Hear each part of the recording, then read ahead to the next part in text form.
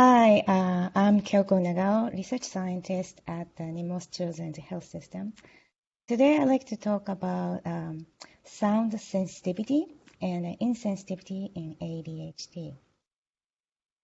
So what do we know about ADHD? It is most common disorder in children in the US. About roughly 8.4% had ADHD back in 2016, and then this number is pretty steady. And 62% of them were taking medications. So that's a good amount of children who are under medication treatment. And then it's more common in boys than girls. And primary symptoms or just core symptoms, including the difficulty sustaining attention and hyperactive impulsive behaviors. So since we are living in Delaware, just a little facts about the children in Delaware. Delaware has been one of the states with the highest ADHD rates in the U.S. So you can see that it's about more than 1 in 10 children have ADHD in Delaware, and the slightly more than the average, 70% of kids with ADHD are taking medication. So today I'd like to talk about, or just my studies, more focus on to the not really the behavioral side, but something we don't know much about. So there is a very small studies, but there's a reports that the patient with ADHD reported hypersensitivity, or increase the sensitivity to the sounds, or hyposensitivity, decrease the sensitivity to sounds. So it's about that roughly 20% of adults with ADHD reported those issues, and then females tend to be higher on these issues. So when you hear the sounds, it's the one side goes like, same loud sounds goes in, and then it gets jumpy, like it's very sensitive, and then the others don't even think that's loud. And we focus on these auditory sensitivity in ADHD using the physiological measures called the acoustic reflex thresholds. And we also investigate ADHD stimulant medication effects on these thresholds. Now, so what will be the potential problem? It's both hypersensitivity and hyposensitivity to the loud sounds or any noise sounds could cause stress and fatigues because it's affecting their daily life, and potentially it could impact on their social life, relationship, not just the family members but peers, and affecting the education and learning.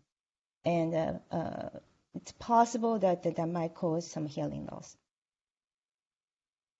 So just a quick review on acoustic reflex. It's also known as a middle ear muscle reflex. It's a contraction of stapedius muscle. So stapedius muscle is right there in the middle ear to the response to the loud sounds. And when this contracts, it's reduced the energy going to the inner ear, about 20 dB hearing level. So when the loud sounds come in, and then let's say this is 100 dB, and then get to into the inner ear, there will be reduction to the 20 dB. So it's potentially about 80 dB sounds going in instead of 100 dB. So it's a function of the ear protection from the damage due to the loud sounds. And then another interesting part is, it decreases low frequency background noise. So it just acts like an auditory filter.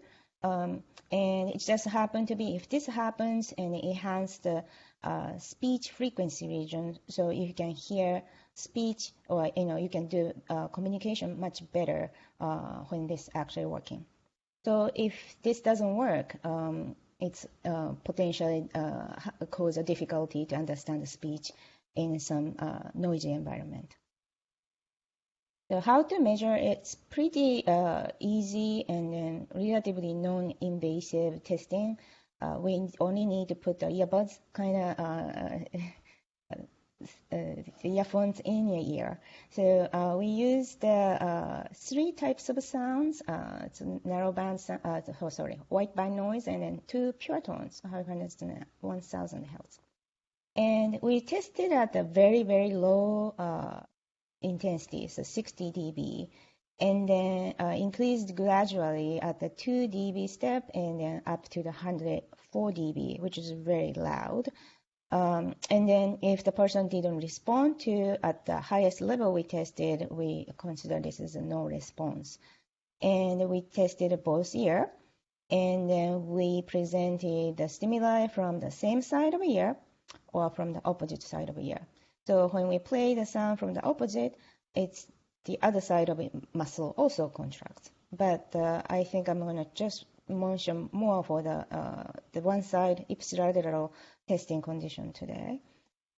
Now here's the results. So when you tested, so it's about coming from the low frequency, low intensity sounds, and then if muscle doesn't reflect, then that's like we don't see any disturbance in the impedance, as we can see in the graph here. And the muscle contract, and then you can see this little bump kind of things in there on a portable device that we can see, and that's the threshold. So this is considered as its impedance level changes more than the 0.02, and then has to repeat it twice at the same level, and then we consider that's a threshold. So I tried to play sound, but I'm not sure that's going to work. So this is like a 500 pure tone. Do you hear something?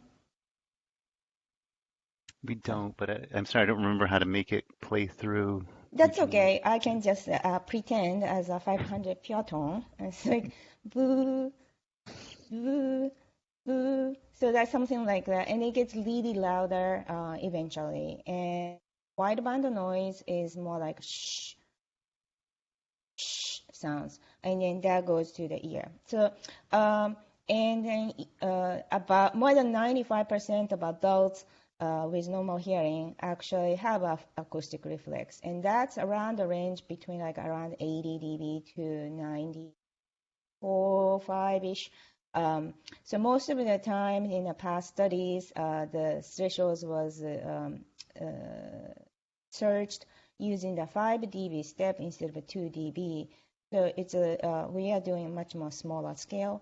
And when we don't see the thresholds is happen to be lower than the normal range, and we consider that's a hypersensitive ART. And if its threshold is much higher or no response, then we consider this as a hyposensitive ART. And in addition to that, we collected a bunch of other measures. So behavioral measures called the loudness discomfort level. So it's the loudest levels they think they feel when we present the sounds, and they just raise a hand at the level they are uncomfortably loud. And then we also do the questionnaire called the sensory profile, and the regular speech in noise testing. So this is just a speech perception, so word recognition test, how accurately they can hear the words without a noise and with noise. And then typical the hearing testing. So we make sure that they don't have a hearing loss. And the other additional testing to make sure that any other potential issues on hearing in general. And then we also did a cognitive testing to make sure the control group don't have attention or memory issues. And we, as I said, that we are interested in medication effects. So we added this accelerometer to measure the fidgeting, hand fidgeting movements as a potential measure for the effectiveness of medication.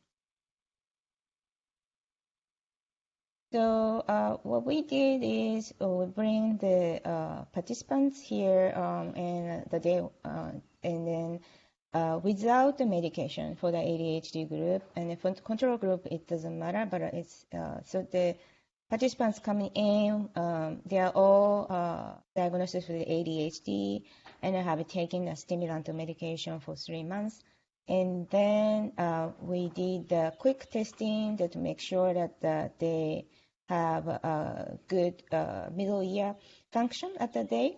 And then all of them passed. And then we did the testing, what we need to do. And then they take a medication in the lab. So we wait about 1 hour or so. That's usually that the effective medication starts.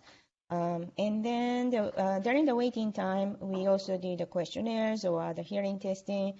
That's not necessarily a major part of the measurements. And then once we think that the medication is really kicking in, and then we did the second testing.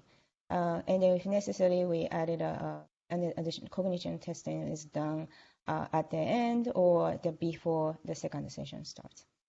So that's like that. So basically, the same subject did the same testing in the same day, but with or without medication.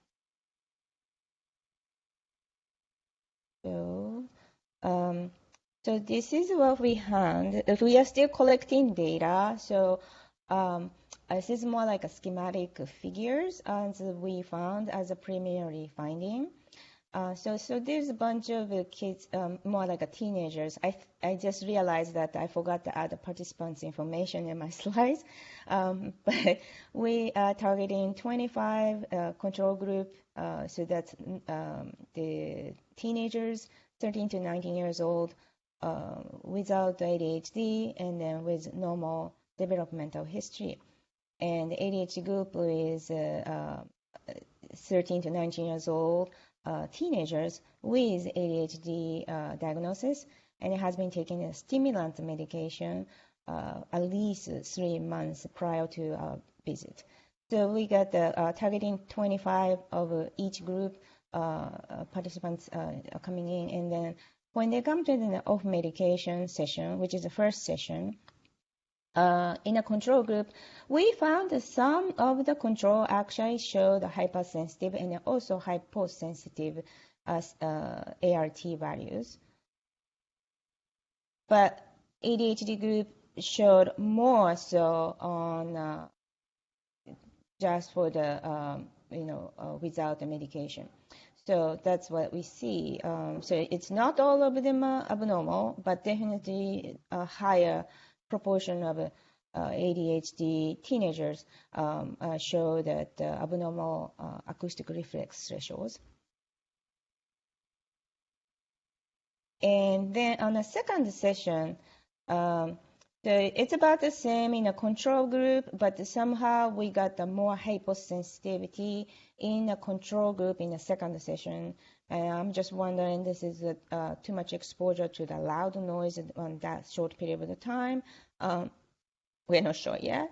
And then in an ADHD group, it has the same sort of tendency shows up, but hypersensitive group is actually that increase the values. So in a sense, like some people, it used to be a hypersensitive group, is more like a normalized, and then they now have a normal levels. So in a sense, there's a positive effect from stimulant medication. And then the hyposensitivity group is increase the number drastically. We start seeing much more no responses in there. So that's what we found so far. So it's still not the conclusion yet. We kind of start seeing the trends there, but definitely there are more abnormality in this middle ear responses toward to the loud sounds in an ADHD group, and we might have found the medication effects, stimulant medication effects on these auditory system. and we presented this recently. And then I like to thank the Axel grant I received, and then also NIMOS Foundation, and really like to thank the ADHD Patient Advisory Committee to give a feedback on various levels. And my assistant, Shelby Seiden-Stricker, and then Alex Moore, they worked really hard on the weekends because we have to do the data collection on the weekends. And without their help, we're not having any data at all. And Dr. Elia and then Dr. Pike helping me recruitment, and then also Jessica Rayfield also helped tremendously for support for how to navigate the to locating the potential subjects. And then Terry Mollet is mentoring me since the beginning of this concept. So I really thank all of them. And that's the end of my talk. Thank you.